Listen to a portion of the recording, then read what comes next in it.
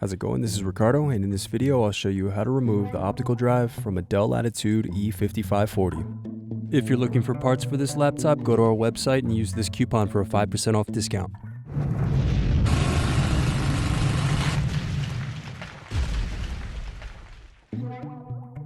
First, slide tabs outward to release and remove battery.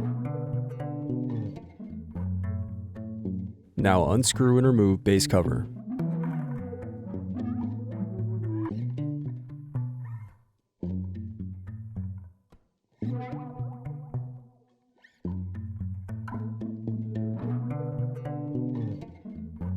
Next, unscrew and slide out DVD drive.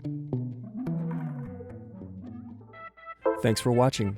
Don't forget to like and subscribe if you enjoyed this video.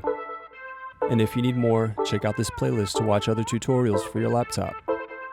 You can also click here to find parts for your laptop at partspeople.com.